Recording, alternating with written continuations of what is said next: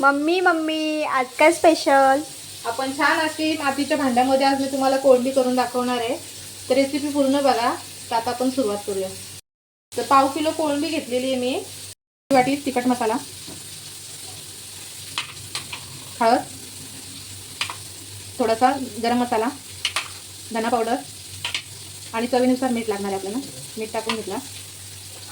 त्या साईडला कांदा भाजून घेतलेला आहे, म्हणजे कांदा तळून घेतलेला कांदा आहे तो टाकते.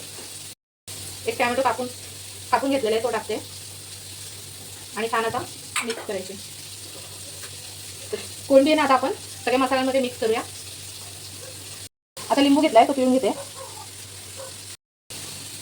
आता कांदा खोबऱ्याचं वाटण केलेलं आहे.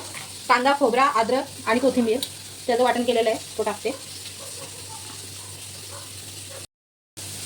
मिक्स करून घेते. करून घेतलेले आहे. तर आपण आता ह्याच्यामध्ये एका वाटीमध्ये कोळसा टाकलाय.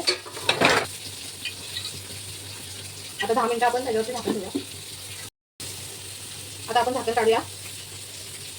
झाकण काढून आता ती वाटी काढते बाजूला आणि त्याच्यामध्ये आपण आता गरम तेल ओतणार आहोत, कारण आपण तेल टाकलेलं नाहीये. आता तेल छान असं गरम करून घेतलेलं आहे तो टाकून घेते. थोडंसं पाणी टाकते आणि छान असं मिक्स करून घ्यायचे. एक बटाटा कापून घेतलेला आहे तो त्याच्यामध्ये आपल्याला टाकायचं आहे. आता झाकण लावते, गॅसवर ठेवते. 10 मिनिटांनी आपण चेक करूया. तर आपण कोळंबीचा रस्सा झालाय का बघूया.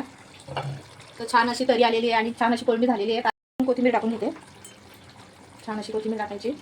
मग गॅस बंद करते आणि एका बाउलमध्ये काढून दाखवते. बघा आजचा रस्सा आपला कोळंबीचा छान असा रस्सा बनवलेला आहे आणि त्याच्याबरोबर तांदळाची भाकरी केलेली आहे, बांगडा फ्राय केलेला आहे, कांदा लिंबू, छान असा ताट तयार केलेला आहे. आजचा ताट तुम्हाला कसं वाटला ही छोटीशी कमेंट करून सांगा. व्हिडिओला लाईक शेअर सबस्क्राईब करायला विसरू नका. उद्याच्या व्हिडिओमध्ये लवकरच भेटते. तोपर्यंत बाय.